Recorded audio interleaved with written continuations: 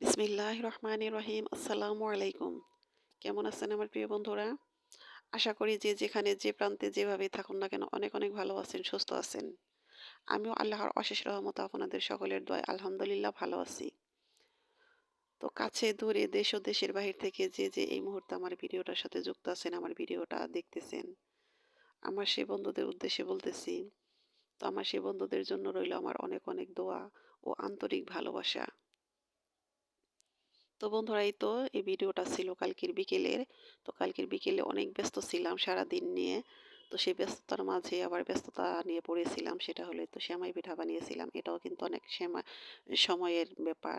তো আমি, আমার জা আর আমার দাদি শাশুড়ি ৩ জনে মিলে পিঠাটা বানাইতেছি। কারণ এই পিঠা তো আর সবাই ইচ্ছা করলে সবার হাতের সেমাই কাটা সেমাই খাওয়া যায় না। তো নিজেরাই বানাইতেছি। তো এই তো এই যে আমি সেমাইটা কাটতেছি। তো সেমাইটা কাটতে কাটতে সন্ধ্যা হয়ে গেছিল। তো রাতের বেলায় সেমাই রান্না করেছিলাম। তো সেগুলো আর আমি আপনাদের সাথে শেয়ার করতে পারিনি, কারণ অনেক ব্যস্ত ছিলাম। তো ব্যস্ততার কারণে সেটা আর আমি আপনাদের সাথে শেয়ার করতে পারিনি। রাতের বেলায় রান্না বান্না শেষ করেছিলাম। তো সেমাইটা বেশ ভালোই হয়েছিল। তো আগে তো দুধ জাল দিয়ে রেখেছিলাম, সেটা আমি আপনাদের সাথে শেয়ার করেছিলাম আর কি। তো এই তো তারপরের দিন এটা হলো সকালবেলা। সকালবেলা সব কাজকর্ম করার পর তারপরে তো সবজি খিচুড়ি রান্না করলাম। কারণ সবজি খিচুড়িটা এখন একটু বেশি খাওয়ার চেষ্টা করতেছি। তো ডিটেইলস সেগুলো আর আমি আপনাদের সাথে দেখাইলাম না। তো এখানে আদা পট চাউল আর ছিল অনেকগুলা সবজি। তো সেগুলো দিয়ে সবজি খিচুড়ি রান্না করেছিলাম। তো এই তো দেখুন কালকে যে মাছ কেটেছিলাম তারপরে আবার আপনাদের ভাইয়া মাছ এনেছিল। এটা হলো টাকি মাছ। সে মাছগুলো বালতিতে পানির মধ্যে দিয়ে রেখেছিল, কারণ কালকে তো অনেক ব্যস্ত ছিলাম। তো আজকে সকালে দেখা যায় যে খাওয়া-দাওয়া করে তারপরে তো রোদে বসে সেই মাছগুলো কাটতেছি। এটা হলো টাকি মাছ, একদম তাজা। তো ২-৩ টা মাছ মরে গেছে। তারপরে তো বসে কাটতেছি। তো এগুলা কাটার পর তারপরে দেখা যাবে যে আবার দুপুরের রান্না। তো কয়েকটা দিন ধরে অনেক ব্যস্ততার মধ্য দিয়ে কাটতেছে। এমনিতেও ছোট দিন, তারপরও সারা যায় না। দেখা যায় যে একটা করতে না করতে আরেকটা বেশি বেলা হয়ে যায়। এই আরকি। তো এই তো এই যে টাকি মাছ, এই মাছ দিয়ে শুধু ভর্তা আর হলো ঝুরি বানিয়ে খাবো পিপল পাতার। আর কোনো রান্না হবে না এই মাছ দিয়ে। আমরা যে টাকি মাছ, ছোট টাকি মাছ থাকে সেগুলো দিয়ে হলো সরিষা দিয়ে ভর্তা করি, আর হলো এই যে পিপল পাতা দেখতেছেন এগুলা দিয়ে ঝুরি করি। তো এই পিপল পাতা কে চিনেন জানি না, কার এলাকায় আছে না আছে। তো আমাদের এলাকায় আছে, এটা আমি আমাদের ঘরের পিছনে আছে অনেক, এগুলা দিয়ে আর কি তো মাছের ঝুরি খাওয়া হয়। খেতে কিন্তু বেশ মজা। আজকেও সে মাছের ঝুরি করব। আর হলো কালকে যে ছোট মাছ ছিল সে মাছ দিয়ে আর পালং শাক রান্না করব। তো এখন এই গাছগুলো বেশি পাতা থাকবে না, কারণ এখন তো শুষ্ক রুক্ষর দিন এসে গেছে। দেখা যায় বৃষ্টি হলে আবার অনেক সুন্দর হবে। তারপরে চলে এলাম মরিচ গাছ তলায়, কারণ মরিচ নাই রান্নাঘরে, দেখলাম মরিচ নাই, মরিচ আনার কথা ভুলে গিয়েছিলাম বলতে। তো তাতেও সমস্যা নাই, কারণ গাছে মাসাল্লাহ এখন অনেক মরিচ আছে। তো সে মরিচগুলো এখন তুলে নিতেছি। তো দেখুন কত একটা সুবিধা, মানে বাড়িতে গাছ আছে, বাজারে থেকে আনা কাঁচামরিচ শেষ হয়ে গেছে, সেটা নিয়ে আর ভাবতে হইতেছে না যে গাছে থেকে তুলেই দেখা যায় যে রান্না করা যাবে। তো কয়েকদিন ধরে মরিচ উঠানো হয় না, বাজার থেকে মরিচ এনে সেগুলোই খাইতেছি। কারণ এমনিতে একটু কমে গেছে মরিচ, উঠানো হয় না, তারপরে দেখা যায় অনেক মরিচ পেকে গেছে। তো গাছের টাটকা মরিচ তারপরে টাটকা সবজি দিয়ে আজকে রান্না করব। তো রান্নাও করেছিলাম, বেশ মজা লেগেছিল রান্নাগুলো। অনেক দিন ধরে ছোট মাছ খাওয়া হয় না।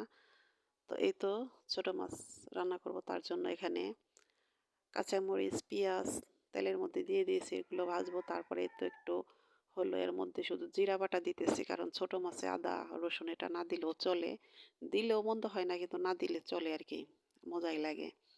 যেহেতু ধনিয়া পাতা আছে তারপরও আমি একটু জিরা বাটা দিয়ে দিলাম। এখন এগুলোকে ভালো করে কষাবো। আর এই তো হলুদ গুঁড়ো, মরিচ গুঁড়ো আর হলো ধনিয়া গুঁড়ো, এগুলো আমি একটা পাত্রে রেখে তারপরে ঢেলে দিলাম, কারণ এক করে দিতে গেলে অনেক টাইমের লেগে যায়, মানে ভিডিও করতে গেলে অনেক লম্বা ভিডিও হয়ে যায়। তো সে কারণে একসাথে করে এই তো ঢেলে দিয়ে এখন আমি এটাকে ভালো করে কষিয়ে নেব। তো আমার কষান শেষ, মশলাটা কষানো শেষ হয়ে গেল। মশলাটা কষানোর একটা ব্যাপার আছে, কিন্তু মশলাটা না কষালে কিন্তু তেলটা যদি উপরে না উঠে আসে তাহলে যে কোনো তরকারি রান্না করলে খেতে কিন্তু ভালো লাগবে না, ঝালটা একবারে টেস্ট টেস্ট করবে। তো এখন এই তো এই যে পালং শাকটা দিয়ে দিলাম। পালং শাকটা একটু ভালো করে কষিয়ে তারপরে এর মধ্যে মাছ দিয়ে তারপরে ঝোল দিব। তো ছোট মাছ অনেকেই দেখা যায় যে হাতে মেখেও রান্না করে, আমিও করি, কিন্তু শাকটা জন্য ভাবলাম যে আজকে আবার এভাবে রান্না করি, একটু কষিয়েই রান্না করি। তো এই তো আমার এই যে শাকটা কষানো শেষ হয়ে গেছে। এখন এর মধ্যে এই যে আমি মাছটা দিয়ে দিব।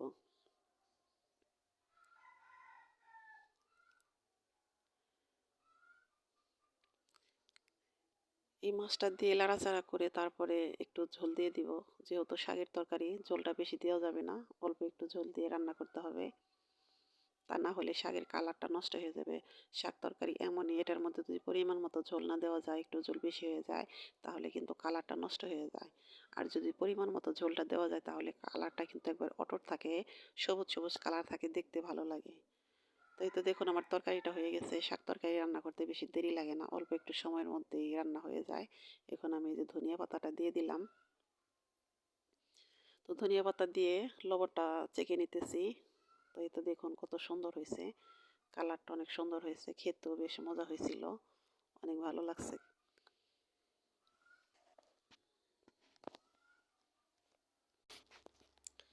তো এই তো এখন আমি টাকি মাছের ঝুড়িটা করব পিপল পাতা দিয়ে। তো তার জন্য কড়াইতে তেলটা দিয়ে দিলাম। তেলটা দেওয়ার পর তারপরে এই ঝুড়ির মধ্যে কিন্তু পেঁয়াজটা একটু বেশি দিতে হয়। তো পেঁয়াজটা দিয়ে বেশি ভাজা ভাজা করব না, যেহেতু এটা ঝুরি, মাছের ঝুড়িতে দেখা যায় যে পেঁয়াজটা যদি একটু আস্তে আস্তে থাকে তাহলে কিন্তু খেতে বেশ মজা লাগে। তো এক এক করে আমি পেঁয়াজ কাঁচামরিচের মধ্যে আবার দেখা যায় আদা রসুন জিরা বাটাটা দিয়ে দেবো। মশলাগুলো একসাথে দিয়ে ভালো করে কষিয়ে, মাছটাকে ভালো করে কষিয়ে ভেঙে তারপরে শাকটা দিয়ে রান্নাটা কমপ্লিট করব। তো বন্ধুরা, জানি না কোন কোন বন্ধু এখন এই মুহূর্তে আমার ভিডিওটার সাথে আছেন। তো প্লিজ বন্ধুরা, মনে করিয়ে দিচ্ছি, যদি ভিডিওটা দেখতে দেখতে লাইক দিতে ভুলে যান, একটা লাইক দিয়ে দেন। আপনাদের একটি লাইক আমার কাছে অনেক অনেক মূল্যবান। আপনারা মনে করে একটা লাইক দিয়ে আমার পুরো ভিডিওটা কন্টিনিউ করেন। আর নতুন বন্ধুদের বলতেছি, প্লিজ বন্ধুরা, আমার ভিডিওটা সম্পূর্ণ যদি দেখে থাকেন, যদি কোথাও কোনো একটা অংশ আপনাদের ভালো লেগে থাকে, তাহলে আমার এই ছোট্ট চ্যানেলটাকে সাবস্ক্রাইব করে আমার পাশেই থাকতে পারেন। আর আপনাদের পাশে থাকার সুযোগ করে দিতে পারেন। আর ছোট্ট একটা কমেন্ট করে যাবেন, যেন সেই কমেন্টের সূত্র ধরে আমি আপনাদের পরিবারে চলে যেতে পারি। তো এই অনুরোধটুকুই সবসময় করি। তো আর যে বন্ধুরা এই কাজটি করে দিয়েছেন, সে বন্ধুদের জানাই অনেক অনেক ধন্যবাদ। আমার অন্তরের অন্তঃস্থল থেকে অনেক অনেক দোয়া ও আন্তরিক ভালোবাসা। আর বন্ধুরা, আমার কথা ও কাজে হয়তো অনেক ভুল আছে, প্লিজ সে ভুলগুলো ক্ষমা সুন্দর দৃষ্টিতে দেখবেন। তো ভয়েসটা দিতেছি, বাহিরের সাউন্ড আসতে পারে। তো বাহিরে আমাদের এখানে তো আবার হিন্দু বাড়ি আছে, সেখানে দেখা যাইতেছে যে কীর্তন হইতেছে, তো হয়তো সে সাউন্ডটা চলে আসতে পারে। তো বন্ধুরা, এই তো কথা বলতে বলতে আমি রান্নার প্রায় শেষ মুহূর্তে চলে এসেছি। তো আমার মাছটা, টাকি মাছটা ভালো করে কষানো হয়ে গেছে।